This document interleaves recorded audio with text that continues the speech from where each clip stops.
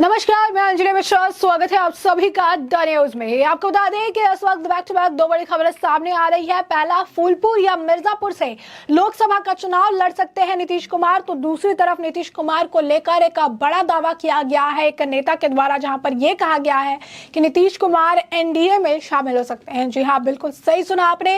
ऐसे में पहले बात कर लेते हैं कि आखिर जो है लोकसभा चुनाव से पहले कौन कौन सी सीटें किसके हत्थे आने वाली है, क्योंकि किरणमय नंदा के लिए पश्चिम बंगाल में भी सपा टिकट मांग सकती है, ऐसी खबरें हैं। नीतीश कुमार, सपा और यहां पर आप कह सकते हैं तृणमूल कांग्रेस, तीनों ही अपनी तिगड़ी लगाने में जुटे हुए हैं। ऐसे में आपको बता दें कि INDIA गठबंधन के तहत बिहार के मुख्यमंत्री नीतीश कुमार को यूपी से चुनाव लड़ाया जा सकता है। इस पर गंभीरता से विचार भी किया जा रहा है। सपा ने भी किरणमय नंदा के लिए पश्चिम बंगाल में एक सीट मांगी है। सपा नेतृत्व पश्चिम बंगाल में अपने नेता किरणमय नंदा को लोकसभा चुनाव लड़ाने के लिए एक सीट मांगेगा। अगर विपक्षी समावेशी गठबंधन इंडिया ने वहां सपा को जो है एक सीट दे दी, तो इसके लिए एवज में यूपी में एक सीट तृणमूल कांग्रेस के लिए दी जा सकती है। और इसी तरह से राजस्थान और हरियाणा में भी सपा INDIA से दो सीटें मांगने की तैयारी में है। सपा की तरह ही तृणमूल कांग्रेस भी राष्ट्रीय पार्टी का दर्जा हासिल करना चाहती है और इसी साल अप्रैल में चुनाव आयोग ने तृणमूल कांग्रेस का राष्ट्रीय पार्टी का दर्जा वापस ले लिया था। इसके लिए तृणमूल कांग्रेस और सपा दोनों ही अपने अपने आधार वाले राज्यों के अलावा दूसरे राज्यों में भी पैर फैलाना चाहती है। सपा सूत्रों के मुताबिक तृणमूल कांग्रेस यूपी में एक सीट पर अपने सिंबल पर प्रत्याशी उतारना चाहती है और इसके लिए कांग्रेस छोड़कर तृणमूल का दामन थामने वाले पूर्व विधायक ललितेश पति त्रिपाठी काफी समय से प्रयासरत भी बताए जा रहे हैं। बताते हैं कि इस मुद्दे को लेकर सपा और तृणमूल कांग्रेस के बीच काफी हद तक सहमति भी बन चुकी है, लेकिन सपा ने भी किरणमय नंदा के लिए पश्चिम बंगाल में एक सीट मांगी है। किरणमय नंदा वर्तमान में सपा के राष्ट्रीय उपाध्यक्ष है और लंबे समय से पश्चिम बंगाल की वाम मोर्चा सरकार में मंत्री रहे हैं। ऐसे में दोनों पक्षों के लिए एक दूसरे के राज्य में जो है आप कह सकते हैं कि जमीन तलाशी जा रही है। एक दूसरे के जो राज्य है उसमें अगर आप देखेंगे कि कौन सी सीट मुफीद रहेगी, इस पर भी विचार चल रही है। यूपी में तृणमूल को पूर्वांचल में एक सीट मिलने की उम्मीद है। INDIA गठबंधन के तहत बिहार के मुख्यमंत्री नीतीश कुमार को यूपी से चुनाव लड़ाया जा सकता है और इस पर गंभीरता से विचार भी किया जा रहा है। नीतीश कुमार कुर्मी बहुल मिर्जापुर या प्रयागराज की फूलपुर लोकसभा सीट से लड़ सकते हैं। समाजवादियों का मानना है कि नीतीश कुमार के यूपी से लड़ने पर उनके सजातीय कुर्सी वोट पूरे प्रदेश में INDIA गठबंधन के साथ आ सकता है। हालांकि नीतीश के यूपी से लोकसभा चुनाव लड़ने पर सपा बिहार में एक सीट पर अपने प्रत्याशी को लड़ाना चाहेगी। इंडिया के घटक दल कांग्रेस के लिए यूपी में गठबंधन के तहत कुछ सीटें भी दी जाएगी, तो बदले में सपा भी राजस्थान और हरियाणा में दो सीटों पर अपना दावा प्रस्तुत करेगी। राजस्थान में कांग्रेस की सरकार है तो हरियाणा में मुख्य विपक्षी दल कांग्रेस। ऐसे में सपा नेताओं का तर्क है कि राजस्थान के अलवर, जयपुर देहात, सीकर और भरतपुर लोकसभा क्षेत्रों में यादव मतदाताओं की संख्या अच्छी खासी है, इसीलिए इनमें से 2 सीटों पर सपा के सिंबल पर उम्मीदवार उतारे जाने चाहिए। इसी तरह से हरियाणा में यादव बहुल गुड़गांव और रोहतक सीटों पर सपा जो है दावा करेगी। वहीं दूसरी तरफ आपको बता दें कि नीतीश को लेकर केंद्रीय मंत्री के दावे जो है सामने आए, जहां पर उन्होंने कहा कि नीतीश हमारे हैं, कभी भी एनडीए में सामने आ सकते हैं, साथ आ सकते हैं। जिसके बाद देश का सियासी पारा काफी ज्यादा चढ़ गया है, क्योंकि लोकसभा चुनाव से पहले अगर नीतीश कुमार पलटी मार जाते हैं तो ये विपक्षी गठबंधन INDIA के लिए सबसे बड़ा झटका होगा। तो ऐसे में अगले लोकसभा से पहले विपक्षी एकता की मुहिम में सबसे आगे नजर आने वाले बिहार के मुख्यमंत्री नीतीश कुमार को लेकर मोदी मंत्रिमंडल में केंद्रीय सामाजिक न्याय और अधिकारिता राज्य मंत्री का जिम्मा संभाल रहे एक मंत्री ने बड़ा दावा करते हुए कहा कि नीतीश कुमार हमारे हैं, वो हमारे पास कभी भी आ सकते हैं। उनसे जब पूछा गया कि क्या वो नीतीश कुमार से मिलेंगे, इस पर उन्होंने कहा कि वे इस बार उनसे नहीं मिल सकते।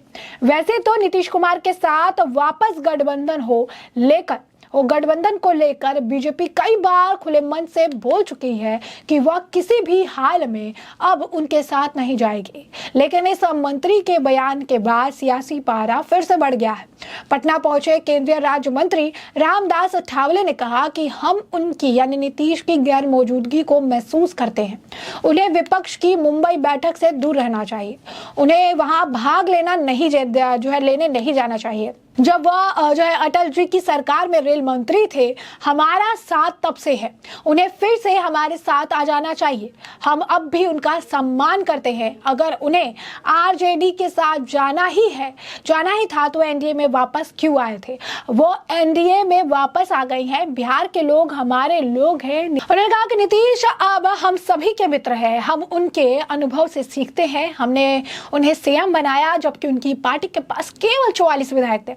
वहीं उन्होंने विपक्षी गठबंधन पर कहा कि जो गठबंधन बना है उसका नाम INDIA रखा गया है।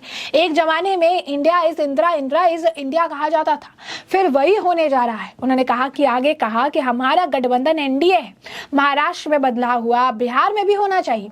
आगे अठावले बोले, विपक्ष हमारे खिलाफ एकजुट हो रहा है जो उनका लोकतांत्रिक अधिकार है, लेकिन लोकप्रियता के मामले में पीएम मोदी पहले स्थान पर है, उनके मुकाबले में कोई नहीं है। बता दें कि केंद्रीय सामाजिक न्याय और अधिकारिता राज्य मंत्री रामदास अठावले ने पटना पहुंचकर अपने विभाग के योजनाओं के पिछड़ा और दलित वर्ग के अधिकारियों के साथ बैठकर समीक्षा की। बिहार में पिछड़े और दलित वर्ग के लोगों के साथ हत्या की घटनाओं पर उन्होंने नाराजगी भी जताई और उन्होंने कहा कि बिहार में दूसरे राज्यों की तुलना में अधिक हमले हुए हैं। सीएम नीतीश कुमार को इसे रोकने के बारे में सोचना चाहिए कि इतने साल सीएम रहने के बावजूद घटनाएं कम क्यों नहीं हो रही है। आगे अठावले ने कहा कि दलितों के लिए और योजनाएं बनाने की जरूरत है। बिहार में इंटरकास्ट मैरिज बहुत कम है। इंटरकास्ट मैरिज पर बिहार सरकार 1 लाख रुपए देती है, वहीं केंद्र सरकार इंटरकास्ट मैरिज वालों को 2.5 लाख रुपए देती है। अठावले ने लोगों से इस योजना का लाभ लेने की भी अपील की है।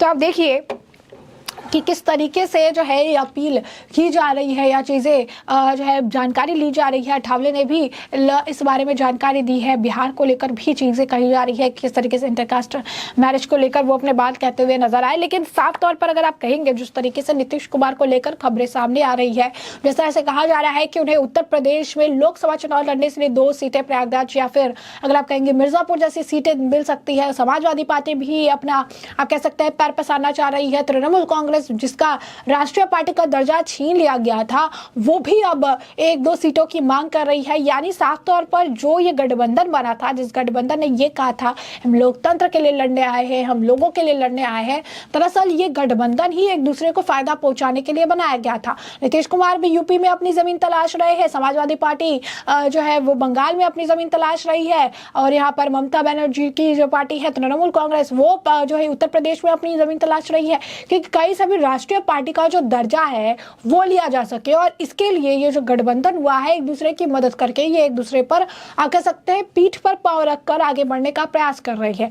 वहीं दूसरी तरफ अगर आप देखेंगे तो नीतीश कुमार को लेकर ये जो दावा किया गया है, क्योंकि नीतीश कुमार का अगर हिस्ट्री देखा जाए तो नीतीश कुमार एक ऐसे व्यक्ति हैं जिनका राजनीतिक करियर में पलटने का स्वभाव बहुत ज्यादा है। कुर्सी पर बने रहने के लिए वो काफी पलटते रहते हैं, कभी किसी गठबंधन में, कभी किसी पार्टी के साथ, कभी किसी पार्टी के साथ। और ऐसे में ये जो बड़ा एक आप कह सकते हैं अपील की बड़ी एक बात कही गई है, दावा किया गया है कि नीतीश कुमार एनडीए में आकर मिल सकते हैं। इसका सियासी पारा बेहद ज्यादा जो है बढ़ चुका है, क्योंकि अगर ऐसा होता है तो ये INDIA गठबंधन के लिए अब तक का सबसे बड़ा झटका होगा। ऐसे में भविष्य के घर पे क्या छुपा है ये किसी को नहीं पता है, लेकिन इससे रिलेटेड और भी जानकारी सब आपको अपडेट रखेंगे। फिलहाल के लिए हमने आपको ये जो पूरा मामला है ये बड़े विस्तार से बताया है कि पूरा मामला क्या है। और अब इस पूरे मामले पर आपकी भी जो राय हो हमें कमेंट सेक्शन में कमेंट करके जरूर साझा करिए। धन्यवाद।